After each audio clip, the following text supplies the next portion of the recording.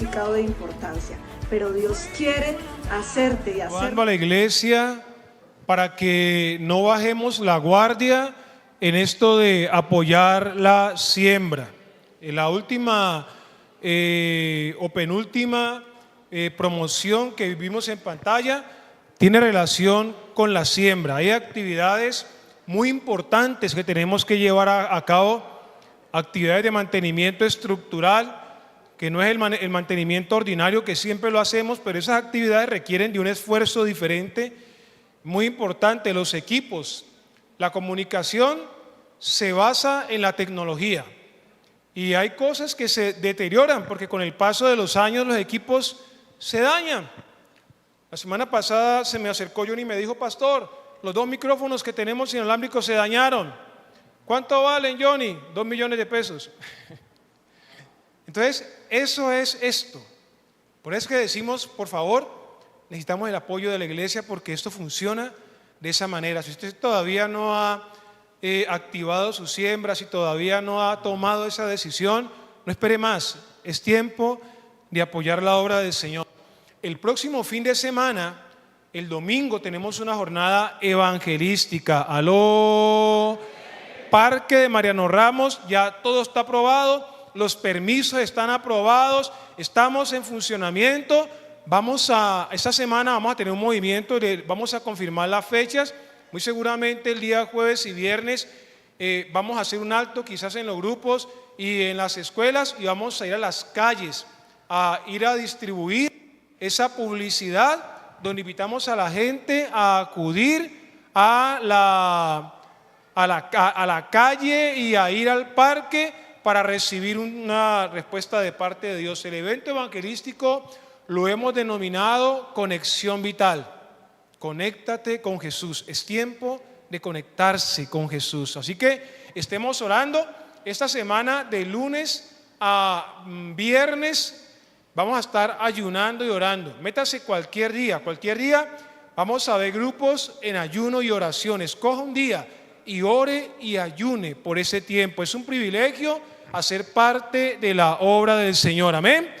Y el día domingo vamos a estar allá llevando a la gente, haciendo equipo para que las personas puedan conocer a Jesús y puedan vivir lo que ustedes y yo podemos vivir hoy y lo que vamos a vivir en la eternidad. Así que, por favor, estemos pendientes de eso. Quiero, en su Biblia, vamos a la palabra del Señor, le doy la bienvenida. Si alguien vino por primera vez, Dios le bendiga, siéntase bienvenido, siéntase bienvenida. Saludo a las personas que se conectan también por la internet, Dios les bendiga. En el Evangelio de Romanos capítulo 1, versos 16 y 17, wow. Cuando comencé trazando esta palabra, yo tenía un mensaje de 4 puntos. Estaba diseñado para predicar en esa mañana los 4 puntos. Pero cuando comencé a desarrollar el mensaje, digo yo, creo que el Espíritu me motivó a algo diferente y me di cuenta que realmente esos 4 puntos eran 4 mensajes distintos, porque ameritaban una profundidad, porque ameritaban hacer un alto y reflexionar y meternos más allá. Estos textos que ustedes van a compartir conmigo, que vamos a recordar hoy, este es el tercer mensaje de 4 posibles mensajes que tiene esta serie, El Poder del Evangelio. Tiene un mensaje profundo. Y en días pasados tocamos el primer tema, que fue No me avergüenzo del Evangelio. Hicimos un desarrollo. ¿Quiere saber qué dije? Vaya a la internet y escuche el mensaje. Allá están guardados en YouTube. De paso, el que no se ha suscrito está en pecado. ¿Aló? No es que no quiere escuchar la palabra. Tiene que suscribirse. Usted tiene que hacer 3 cosas si es un buen cristiano de Poder y Fuego. Número 1, suscribirse al canal en YouTube. Número 2, darle like a cada predicación que hacemos para que llegue a más personas. Y número 3, compartirle ese canal, ese link a otras personas para que también de esa manera otros puedan conocer al Señor. Amén. Yo no sé cómo está usted, pero esa es la situación. El mensaje de hoy tiene que ver, o el tercer punto que voy a tocar, tiene que ver con la generalidad del mensaje del Evangelio. Y por eso quiero que retome conmigo la lectura del texto bíblico que nos dice: pues no me avergüenzo de las buenas noticias. Estoy en traducción del Viviente, nueva traducción. Ahí en la pantalla está saliendo el texto. Porque es poder de Dios en acción para salvar a los que creen, a los judíos primero y también a los gentiles. Esa buena noticia, o sea el Evangelio, nos revela cómo Dios nos hace justos ante sus ojos, lo cual se logra del principio al fin por medio de la fe. Como dicen las Escrituras, es por medio de la fe que el justo tiene vida. Mire, una de las grandes motivaciones por lo cual estoy predicando esta enseñanza, este mensaje, es porque la gran mayoría de ustedes y de mí, de los creyentes en general, ignoramos verdades fundamentales, importantes, contenidas en el mensaje del Evangelio. Y andamos por ahí diciendo: yo creo esto, yo creo lo otro. Y cuando uno pregunta qué es lo que tú crees o qué es lo que tú entiendes, la gente no sabe contestar. Andamos como locos defendiendo causas que no conocemos, defendiendo posturas, digo yo, teológicas, religiosas, que no comprendemos. ¿Y sabe por qué no las comprendemos? Porque no profundizamos en la palabra de Dios. Andamos viviendo de lo que otros dicen, pero no de lo que nosotros hemos interiorizado en nuestros corazones. Y para mí ese es el error más grave que puede cometer la iglesia. Por eso me he detenido, tengo todo el año para predicar, entonces digo: ¿qué afán tengo? Voy a ir más despacio, porque quiero que usted, por favor, aprenda a sumergirse en la palabra del Señor. Hoy voy a tocar este tercer punto y vamos a comenzar inmediatamente, porque no demore, se sube Johnny y ni quiere comenzar a predicar.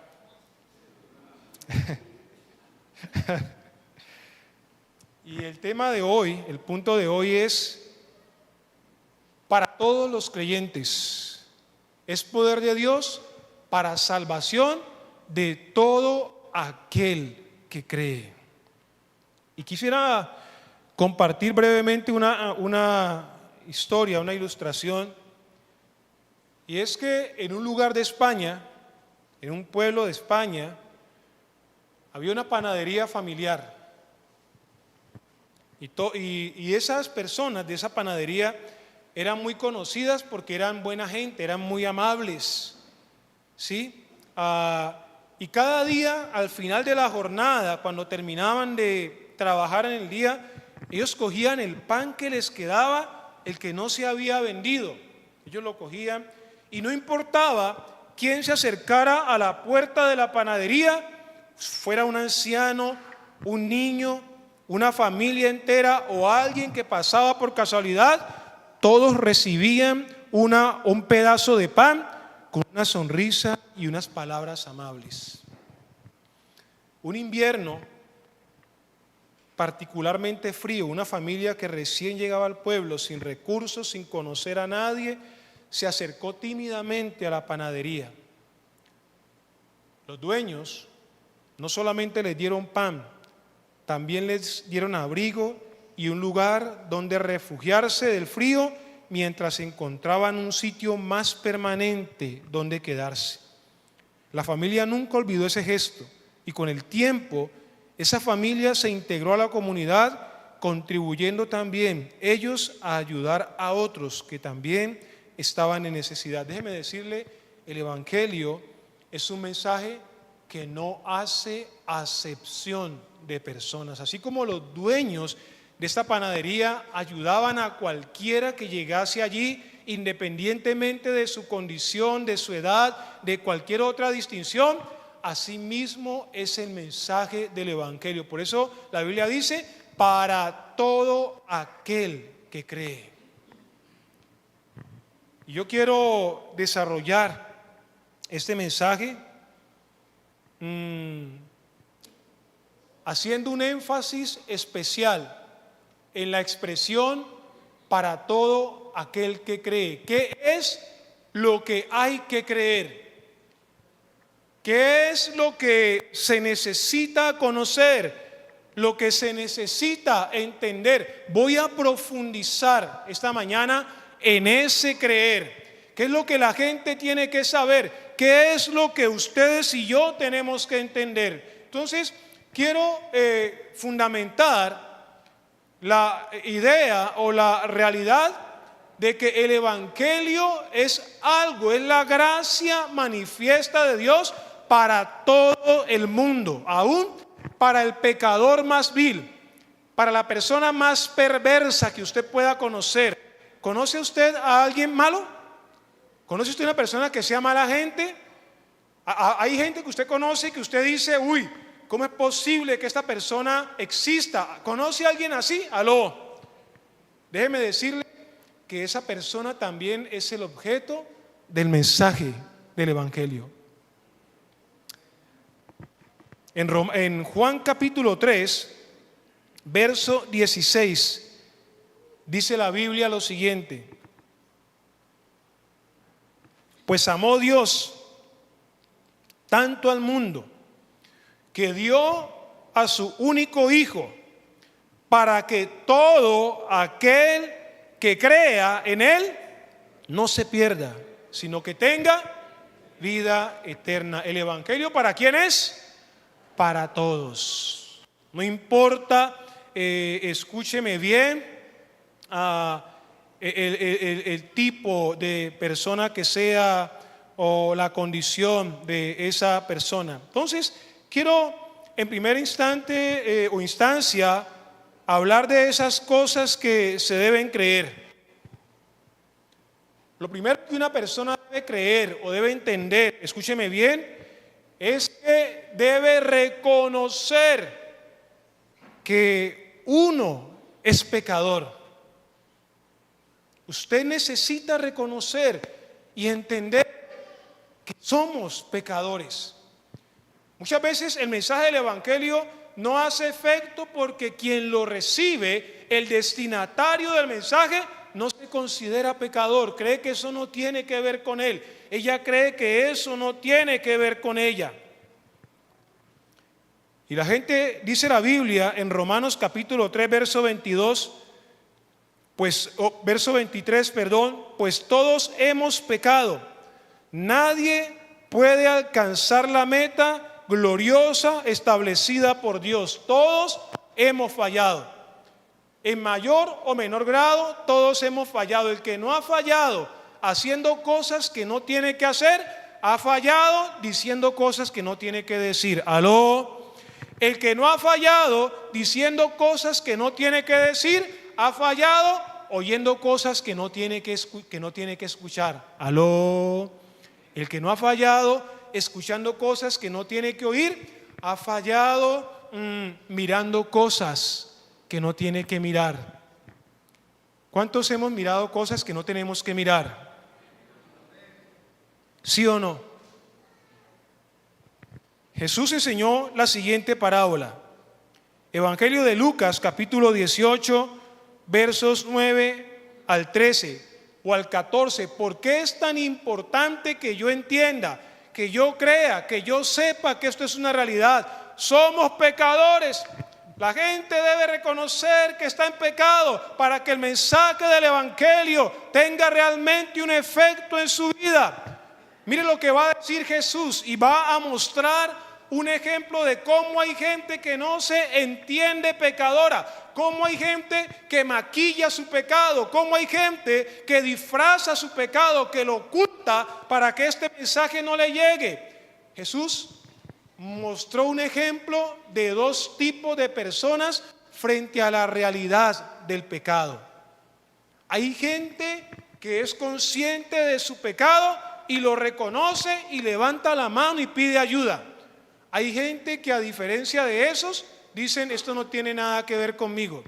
Esto me hace recordar una anécdota de mi vida de nadador olímpico. ¿Cuántos saben que el pastor fue nadador olímpico? Sí, yo fui nadador olímpico y yo practicaba un estilo de natación que se llamaba el estilo ladrillo o Alka-Seltzer. ¿Saben cuál es ese? Uno se tira a la piscina y va para el fondo hasta que lo saquen. Y un día entré a una piscina y yo dije: no, pues yo soy, si cualquier cosa me paro y listo. Yo he tragado agua en piscinas, hermano, que cuando me canso de tragar agua me paro. Eso me pasaba cuando estaba aprendiendo a nadar. No he terminado de aprender todavía, que todavía trago agua, ¿no? Pero bueno. Y estaba yo nadando en esa bendita piscina cuando sonó una cosa que... Y yo me puse a mirar, y cuando sonó ese pito, la gente salía como cuando usted deja una olla. Yo no sé si a ustedes le pasa lo que me pasa a mí en la cocina de mi casa. Yo pido perdón por eso a veces, porque creo que peco con eso.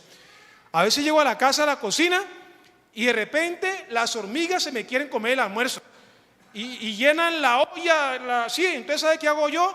Prendo la estufa. ¡Aló! Entonces dijo: ¿se bajan o no se bajan? Y yo veo cómo esas hormigas comienzan a tirarse, y yo ahí, ¿se van a comer la comida o qué van a hacer? Y se tiran.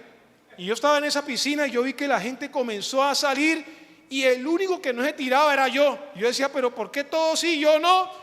Pues me di cuenta a los segundos, hermano, comenzó un huracán en esa piscina que me tiraba para todos lados.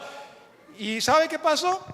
Comencé a tragarme el agua que nunca jamás me había tragado en la vida. Y yo decía: pero yo soy nadador olímpico, ¿cómo me voy a ahogar aquí en esta piscina? Y yo luché en esa bendita piscina, hermano, hasta que dije: no puedo más. ¿Y sabe qué dije? Señor, en tu mano encomiendo mi espíritu. Y saqué un brazo y para el fondo. Y solo en el momento en que yo saqué el brazo y lo levanté, yo ya tenía los ojos vidriosos y medio apagados. Yo medio vi la sombra de un tipo que estaba en la piscina mirándome así. Era el salvavidas, que me estaba diciendo: ¿cuándo vas a sacar la mano? Te voy a dejar tragar agua hasta que te des cuenta que necesitas ayuda. Hermano, cuando yo levanté la mano, el hombre cayó, se puso a mi espalda al estilo de Guardianes de la Bahía, y yo supe que es que lo remolquen a uno en el agua. Me sacaron, me senté en la orilla, no miré a nadie y me fui para la casa.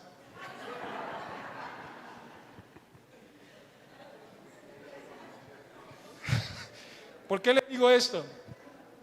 Porque hay gente que es como yo cuando nado estilo olímpico. No queremos reconocer que no sabemos tanto como creemos.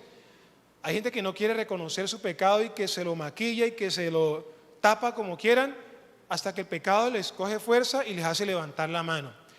En Lucas capítulo 18, versos 9 al 14, mire esta historia, la voy a leer rápidamente.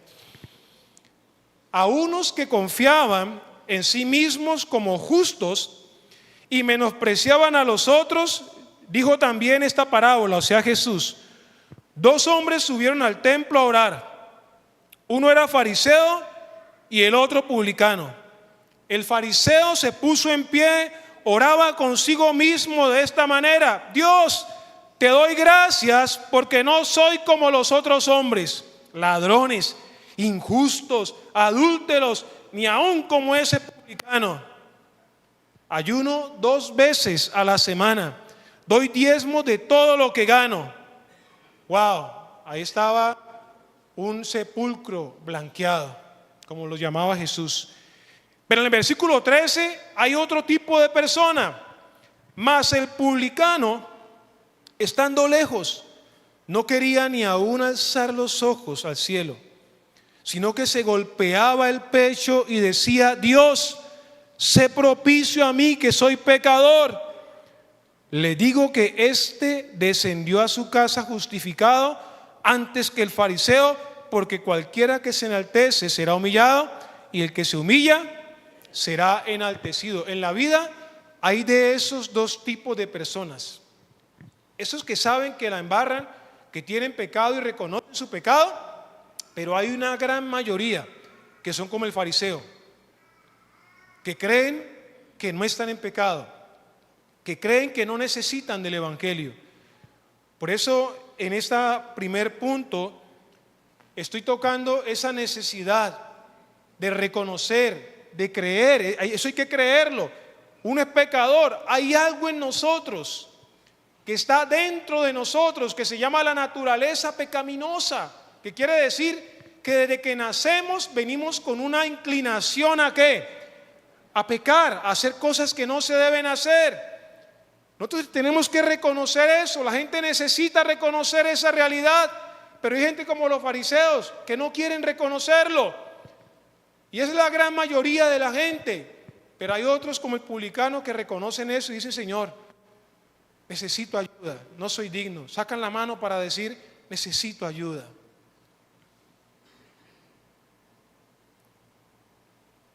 Lo segundo que la gente necesita saber o reconocer es que el pecado tiene consecuencias. No solamente uno debe reconocer que uno peca, que pecamos, que somos propensos al pecado, porque hay algo que ya está en nosotros que nos va a inclinar permanentemente a pecar, sino que tenemos que concientizarnos, escúcheme bien, que pecar es un mal negocio. No vale la pena pecar. En la predicación pasada enseñaba: el pecado mata. La paga del pecado, ¿qué es? La muerte. El pecado mata, y mata de muchas maneras. No solamente lo mata a uno espiritualmente, no solamente lo mata físicamente. El pecado destruye vidas, el pecado destruye familias. La gente debe saber que el pecado tiene consecuencias, tú y yo. ¿Y por qué tenemos que entender todo esto? Primero que todo, porque ustedes y yo fuimos objeto del Evangelio, y aunque ya somos salvos, tenemos que saber que esta realidad va a subsistir en nosotros hasta el día del rapto o la muerte, lo que ocurra primero. Entonces debemos saber que esto es así, pero también tenemos que entender que esa gente a la que le vamos a predicar, ellos necesitan conocer esta realidad en sus vidas, y las personas que tenemos el deber de llevar esta información, de decirles esto, de explicarles esto, son ustedes y soy yo. Aló. Por eso es que estamos profundizando en ese mensaje poderoso del Evangelio. ¿Cuál es la segunda situación? El pecado trae consecuencias. ¿Cuántos saben que pecar es rico? No se lo reveló carne ni sangre. Hermano, normalmente el pecado sabe bueno. Si el pecado supiese amargo, fuese algo feo, algo desagradable, la gente no pecaría, ¿sí o no? Hermano, el pecado es sabroso. El pecado deleita. Sencillo, eso es una realidad. Y somos cristianos, y tal vez no pecamos porque sabemos que no debemos hacerlo, pero seamos honestos, pecar, eso tiene su cuento. El pecado es atractivo. El pecado seduce, porque ofrece las cosas que le gustan a nuestra carne.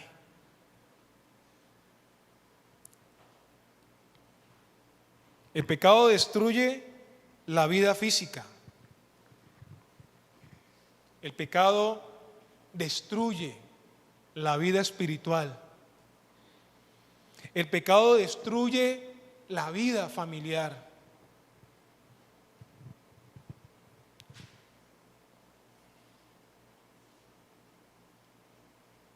Hace un tiempo tuve la triste experiencia de conocer el caso de alguien muy cercano a mí,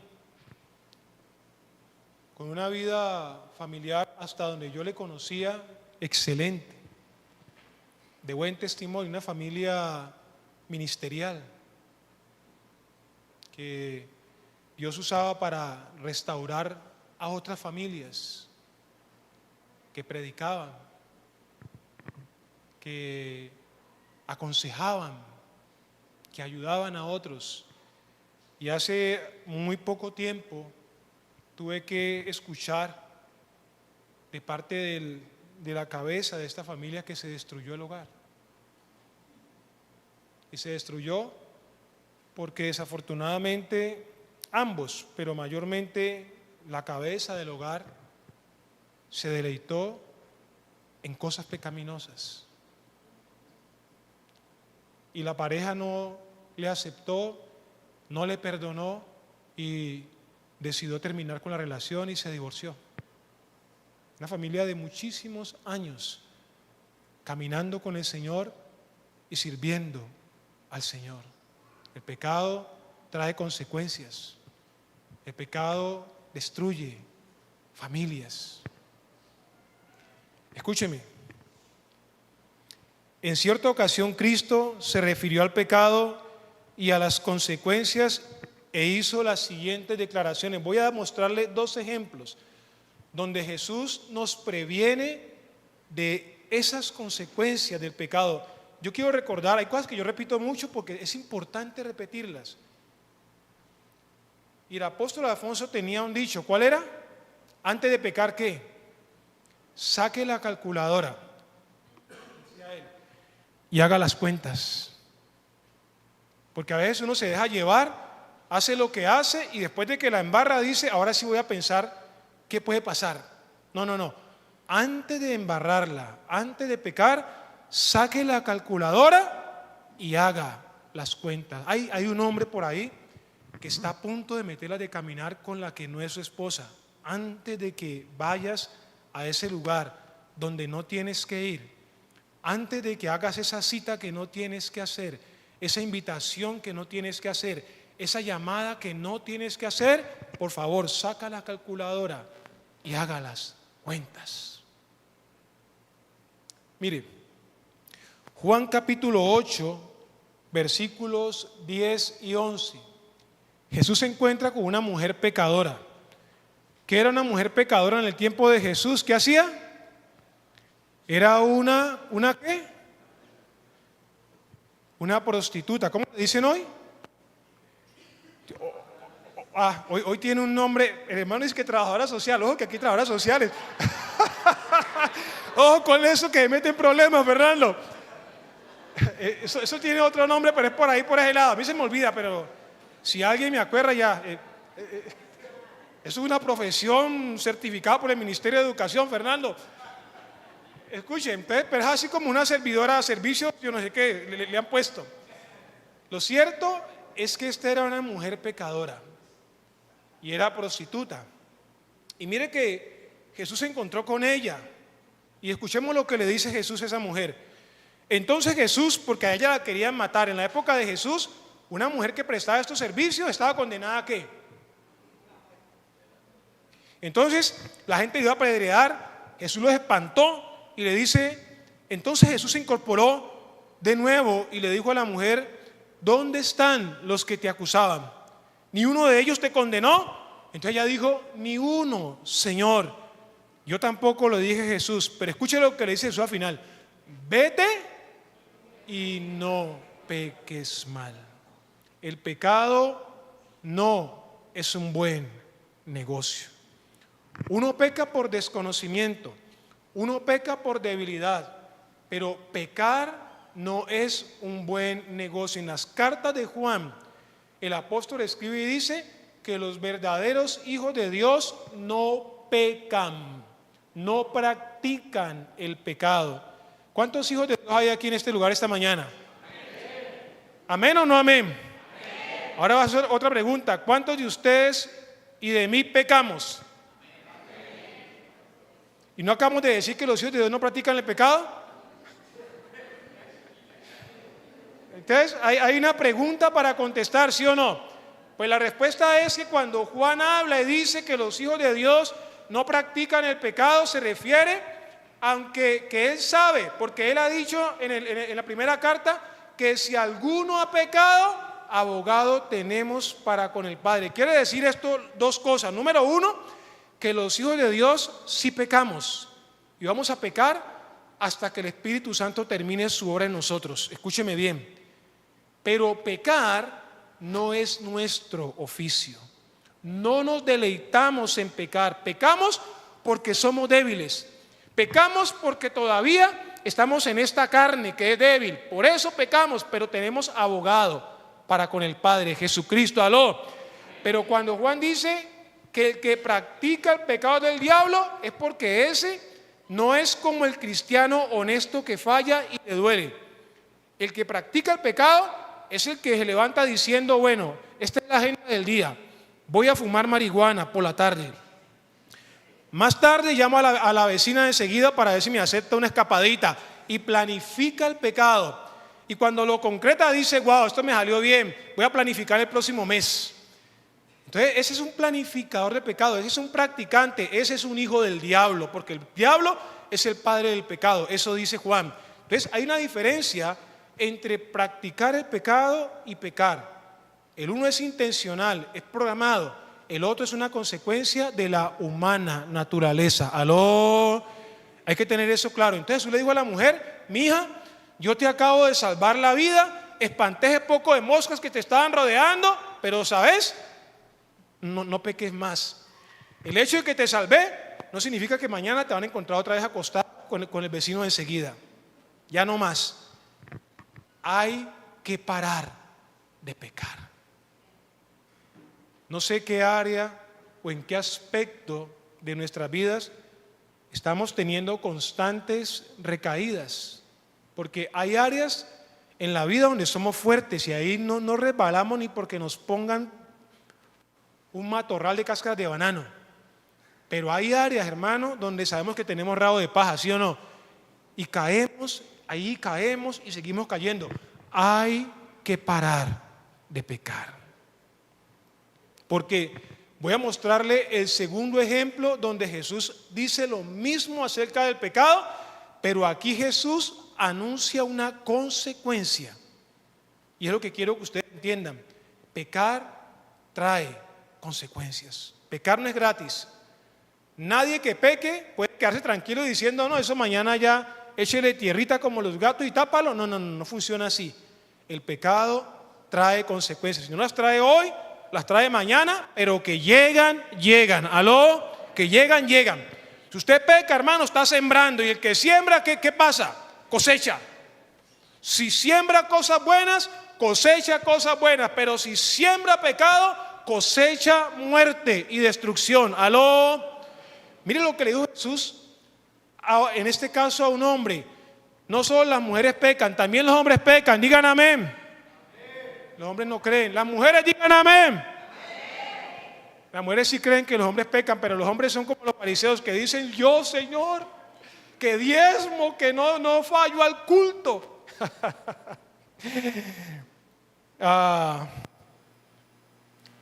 Juan capítulo 5, verso 14. Ahí está la segunda advertencia de Jesús. Pero aquí el tono es más fuerte. Con la mujer solamente vete y no peques más.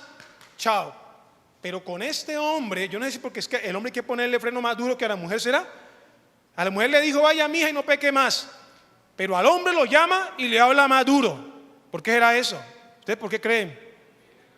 ¿Será que el hombre es más dado a pecar y a profundizar en esas cosas que la mujer? ¿Ustedes qué piensan? Por ahí está el hermano diciendo, sí, los hombres somos así, somos más cabeciduros que las mujeres. No, las mujeres también son así. Escuche, Juan 5:14.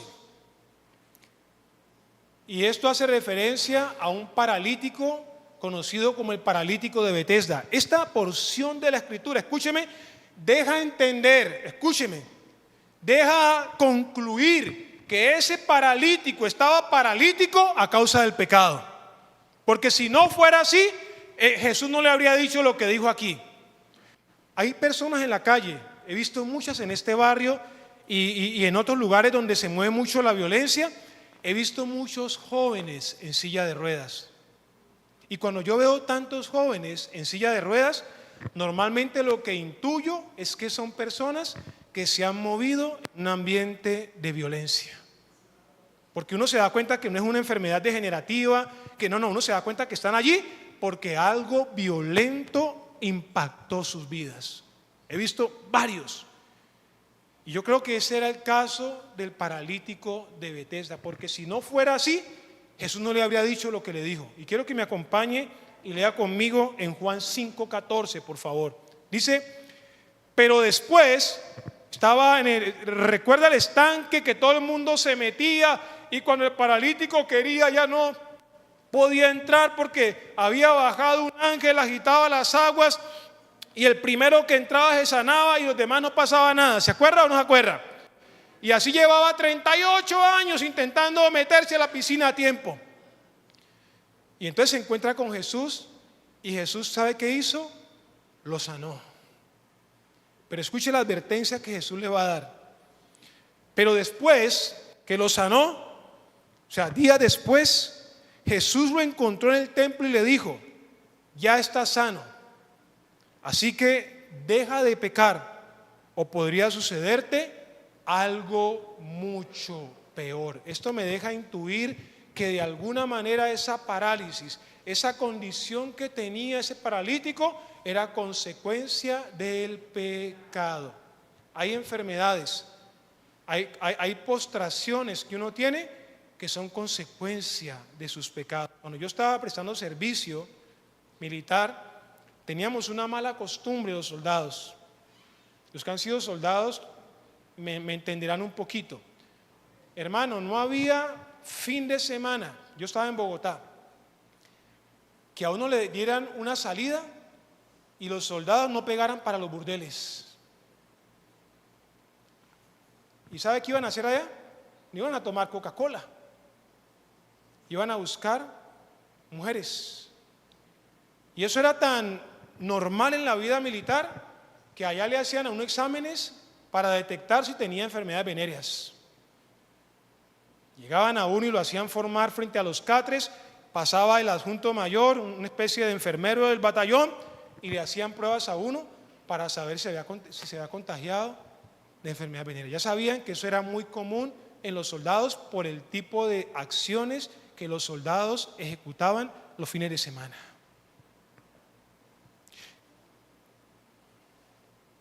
Jesús le dice al paralítico: deja de pecar para que no te vengan cosas peores. Y allá hay un gran mensaje, y es que el pecado, cuando se practica el pecado no se queda en el mismo nivel. Alguien que practica el pecado, que se deleita en el pecado, se va especializando en el pecado. Quiere decir que a medida que pasa el tiempo, los años, sus pecados van adquiriendo una connotación mayor. Cuando el Señor le prometió a Abraham que le daría la tierra de Canaán, le dio una profecía, le dijo: van a pasar 400 años antes de que yo te entregue esa tierra. ¿Y sabe por qué tienen que pasar 400 años? Él le dijo: porque hasta que pasen 400 años, la maldad de los amorreos habrá llegado al colmo. Es decir, eran tan malos que cada día esa maldad se iba a incrementar. Los amorreos, desde que Dios le dio la promesa a Abraham de la tierra prometida, se tardaron 400 años en perfeccionar sus iniquidades. Porque cuando uno se deleita en el pecado, uno se especializa, la persona va profundizando en eso de pecar. Voy a mostrarle en la palabra del Señor.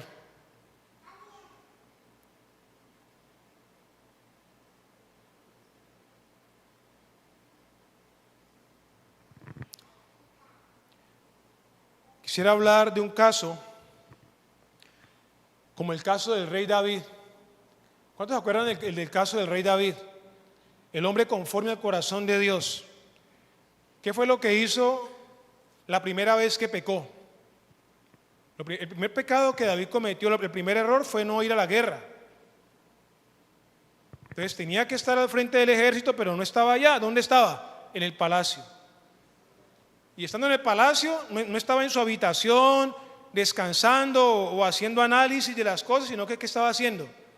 Se subió ¿a dónde? A la terraza, allá, donde pueda mirar todo. Y estando en la terraza, mire la situación cómo va escalando. ¿Qué se puso a hacer? En vez de llegar y decir, tráiganme una limonada en las rocas, un agua de coco, no sé, usted dónde es, qué es lo que usted toma, un tamarindo. Aquí hay gente de la costa atlántica de pronto, una bebida de tamarindo. No, hermano, pidió unos binoculares y se puso a mirar cosas que no tiene nada que mirar. Me fue a meter unos binoculares. ¿Y para qué? Es que hay una señora allá más rara, yo quiero ver quién es la señora, de pronto un enemigo. Y esa señora se llamaba Besabe. Hermano, se puso a mirar lo que no tenía que mirar. Primero, se queda en casa. Segundo, se sube ¿a dónde? A la terraza. Tercero, se pone a mirar lo que no tiene que mirar. Y cuarto, hermano, se enredó con esa señora, se comió la fruta prohibida, como dice el dicho.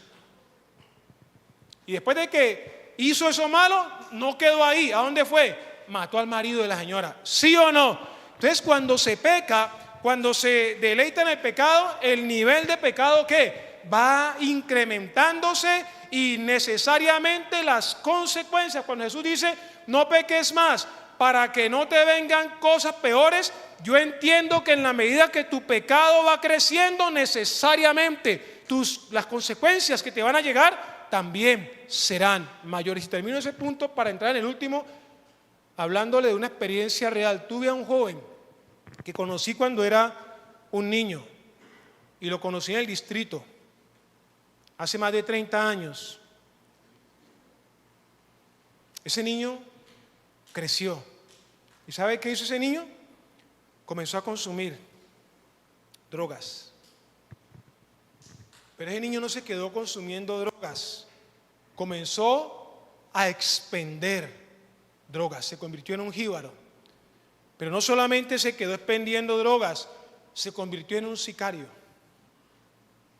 ¿Y sabe?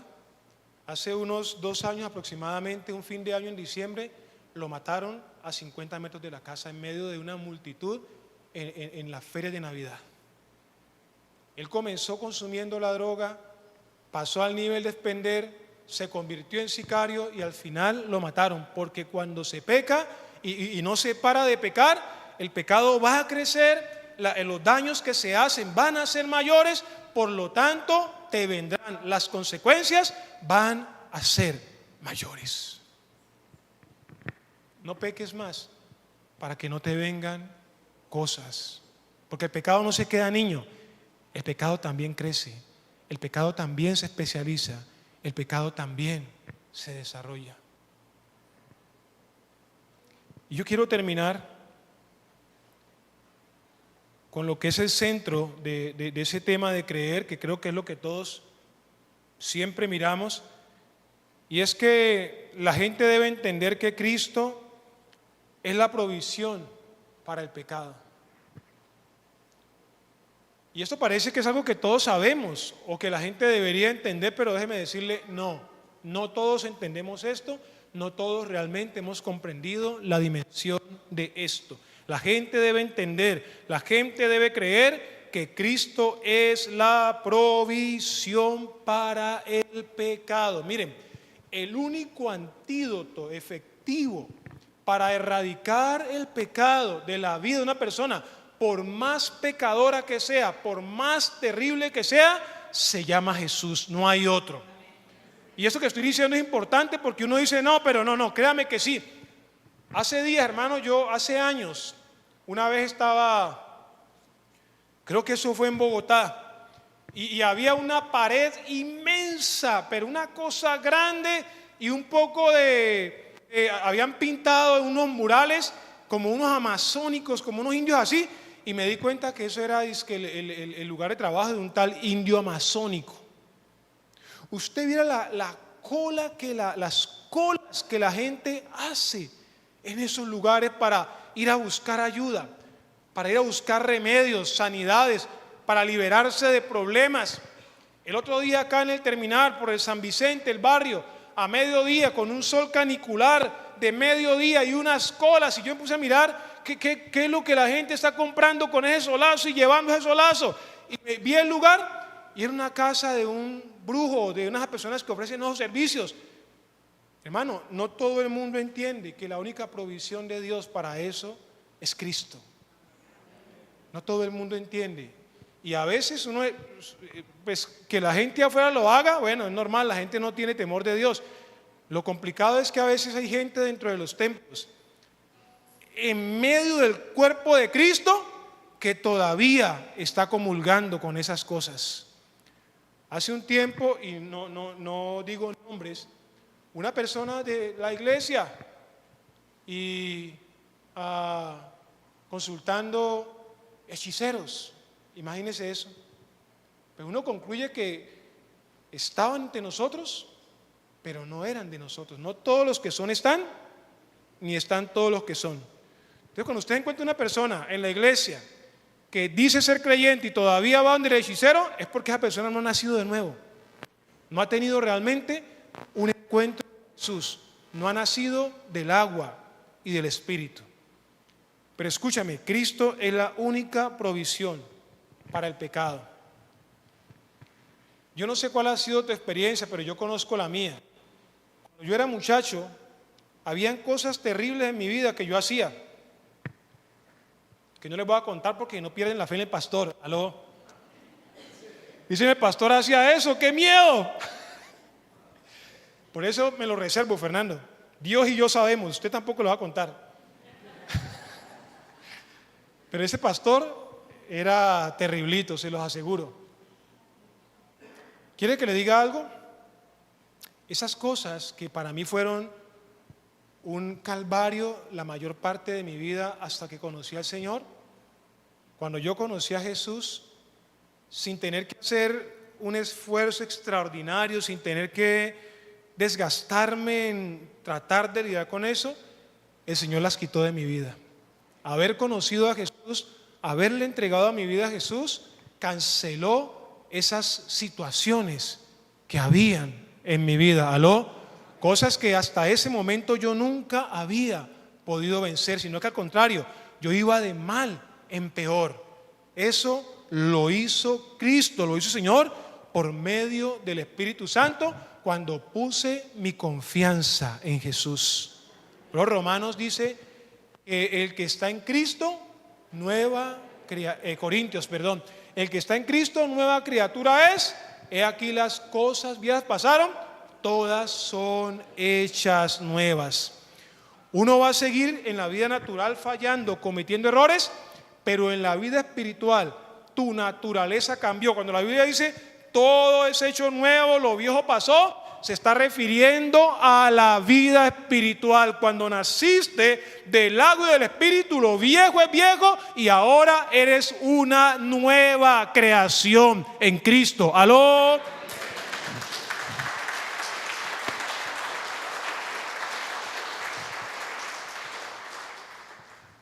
Algunos quieren escapar del problema del pecado ingresando por las puertas de la religión, como el fariseo. Yo no hago esto, yo no hago lo otro, yo no fumo, yo no eso, ¿no? Creen que ese es el antídoto del pecado.